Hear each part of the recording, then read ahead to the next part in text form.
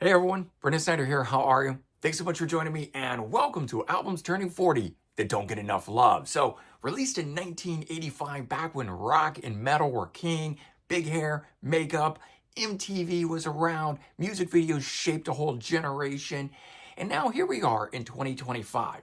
So 40 years on, these albums are celebrating their 40th anniversary. There's a lot that came out, a lot of killer albums from 85, yet there's a bunch of them that I don't think get enough attention, enough love, and yet they're also some of my favorite albums. So join me as I run through a selection of albums that are turning 40 but don't get enough love. And we'll get into that here in just a bit. But before we start, if you're new to my channel and haven't already hit the subscribe button, please do.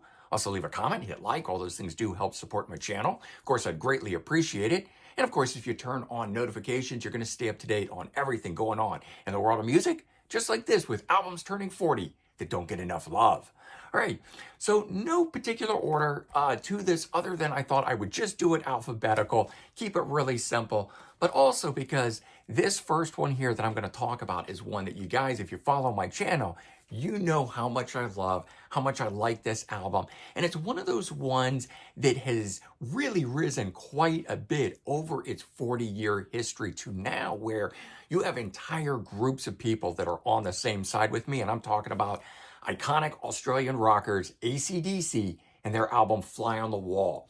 So this, of course, is a Brian Johnson album, 10th studio album. It was the first to feature Simon Wright, and ultimately it would go platinum. So for those of you that think this is some bad album, you've never checked it out because you just read the critic reviews, I'm telling you, this one is a good album. I love this album, and it really does deserve a lot more attention than it gets. I rank it fairly high on my album countdown for AC/DC.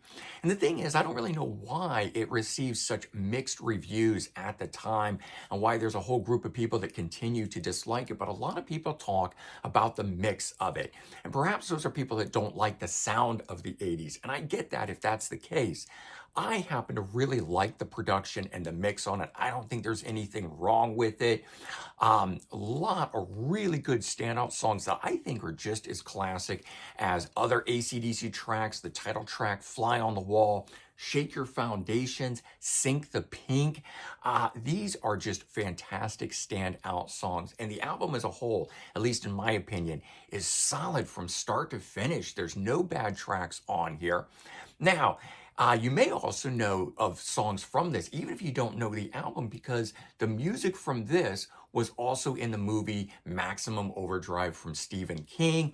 It was on the soundtrack to it. And then it would also be on the Who Made Who 1986 AC/DC compilation, which essentially was the soundtrack. There was a separate soundtrack to Maximum Overdrive for the instrumental music, which was also done by AC/DC, or at least Angus Young.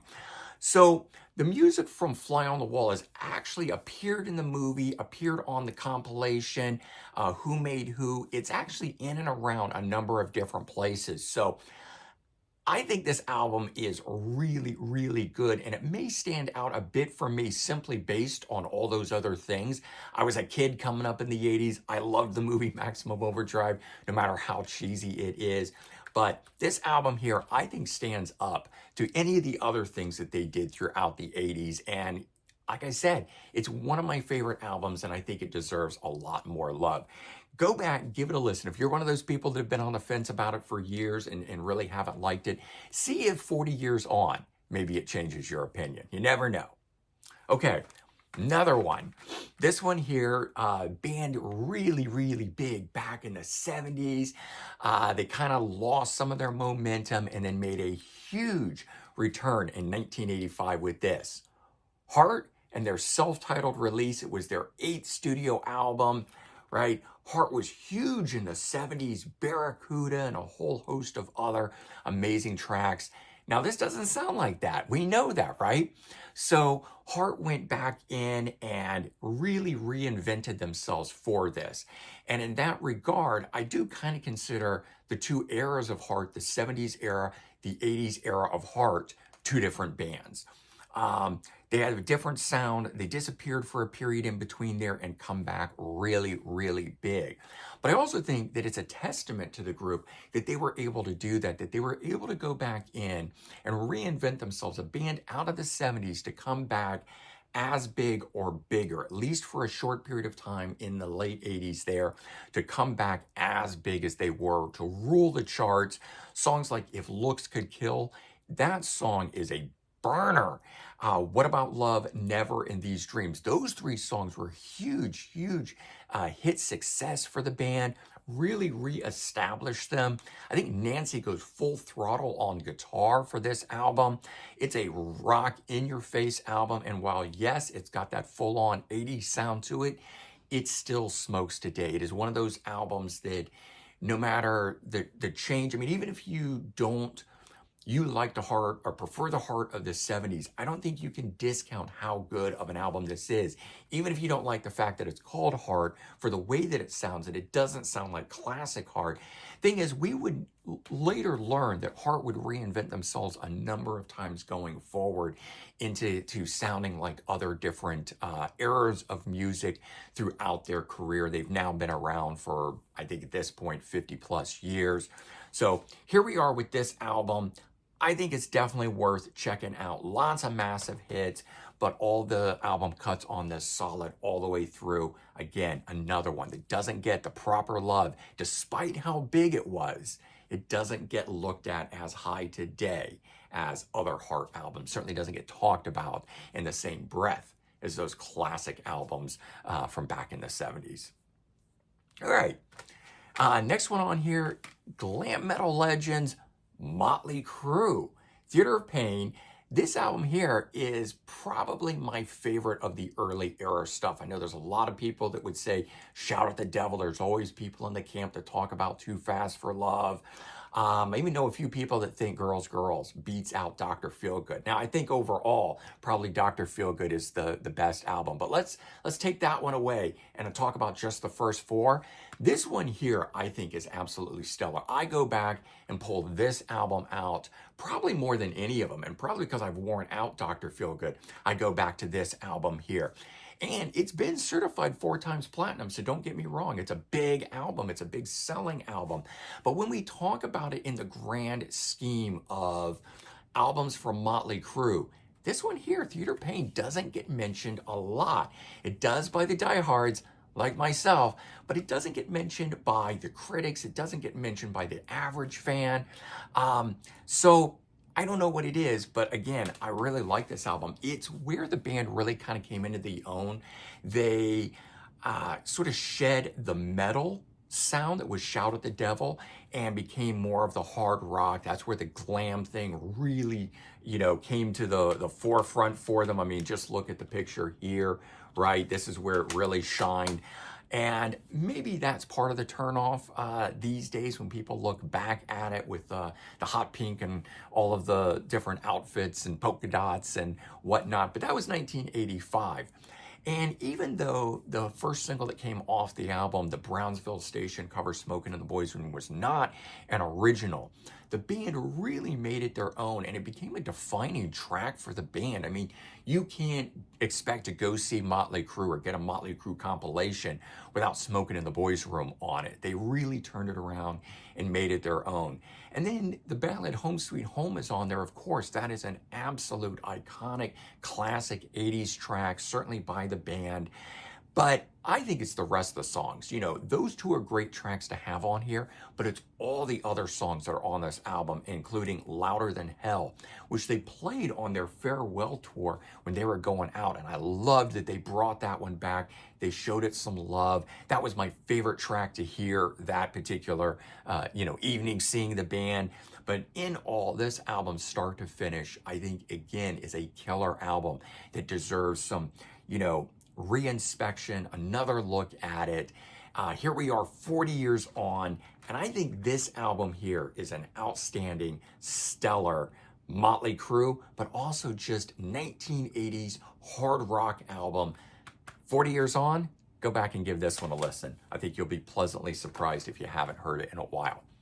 And this next one, while I'm a huge fan of this band, and I do love this album, it's interesting because I have to say, in the last few years, this one has really come back to something I grab a lot. And I'm talking about glam metal icons Ratt, Invasion of Your Privacy. Second studio album, it was actually the first album I bought from the band. I got it on cassette. I think it was because I loved the album cover from this, you know, as a young boy, seeing that album cover, knowing the songs that are on it, You're in Love, Lay It Down, those songs jumped out at me. And I ended up buying this before buying Out of the Cellar or any of their other ones. Detonator had not come out. If I have to pick any Ratt album, I'm always going to go with Detonator. I think that album is a perfect 10. But this album here, I love. And it definitely is the deep cuts that's on this thing. Never Use Love is such a killer smoking track. Between the Eyes. I mean, this one here is just one of those ones that's just a boom, boom, boom, boom. It just keeps on going every track. And that's what I was talking about, where for me, this album has really grown a lot in recent years. And I always find that to be very interesting, where an album that doesn't get a lot of love at the time, this one here certainly did okay for the band, was popular, not as popular as Out of the Cellar. But in general, when we're talking about albums that might have been overlooked, you know, in the grand scheme of things, years go by and oftentimes these albums rise to sort of cult classic status. There are a lot of people like myself that now cite this album as one of the best albums that the band did back in the era. I still think it's better than Out of the Cellar. While I love the 4 big singles that came off of that, the rest of the tracks on Out of the Cellar don't stand up as well, but I think the songs on here do. This is a consistent listen all the way through, and the quality of tracks is consistent all the way through. So this one here, just another really good album that I think really should get another look, should get some love given to it. And here we are, 40 years on. I doubt we're going to see 40th anniversary box sets for any of these albums, although I would really love it. Maybe, if any, Motley Crue might do one. They're not doing great ones, by the way, but they have done it for Shout at the Devil and Girls, Girls and Dr. Feelgood a number of times. So maybe we're going to get one for that, but I really don't see us getting one for these other ones. And yet, Ratt, man, I love that album. I love the band. I think they are an iconic 80s band. They are the absolute pinnacle of the whole glam metal movement, in my opinion, even outdoing Motley Crue in the end of the day, but that's just my opinion, of course. All right, next one here, Canadian power trio, Rush with Power Windows, 11th studio album from these guys. You know, the band totally continued to explore the whole synthesizer thing. And I think that's why, both at the time and continuing on, a lot of people don't give this album or the other 80s era material as much love because of the synthesizers. But that was the era. That was where things were at. And not only do they continue to explore the synthesizer-oriented music, but they added in sampling, electronic drums, and other different things that really make the whole album, in terms of the title, Powered Windows. It's almost like they powered the album with all that electronic stuff. And I'm okay with that. Again, I'm a child of the 80s. I was born in 76, so I came up and was really influenced by the sounds of the 80s. So I know that I'm going to have a lot more love for these 85 era albums than, say, if you were someone who grew up with these bands in the 70s, you know, and here they are in the 80s changing their sound. But again, that was the era. And, you know, the funny thing is that despite this album not being high on critics lists and stuff, it still entered in the top 10 or made it to the top 10 around numerous countries. It was ultimately certified platinum in the US. So just trying to show that some of these albums still did very well at the time, yet in retrospect, a lot of people don't show these albums the love that they deserve. This one here was, you know, totally big over-the-top sound. The keyboards, the synthesizers had a lot to do with that. But the production on this album as well, just really over the top. If you like 80s sound, you would love this. If you're someone new watching and you don't know this album, go check this out.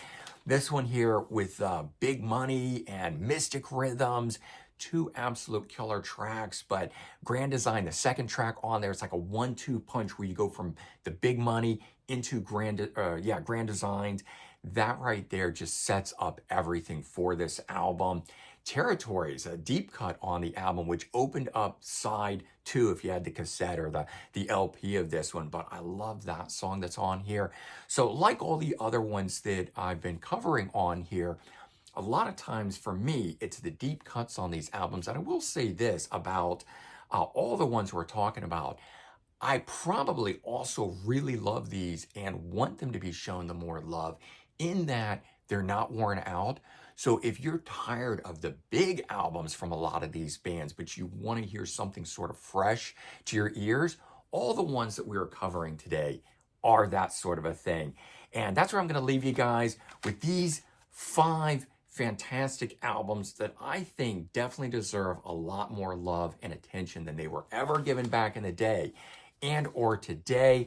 I try to talk a lot about these albums when doing album rankings and other different sort of deep cut or underrated albums, stuff like that.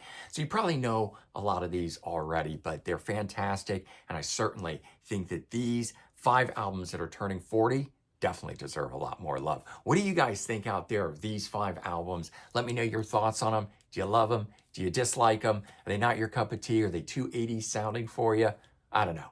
What's the consensus on it? Let me know. All right, everyone. Take care. Have a good one. And I'll talk to you real soon. Bye, everyone.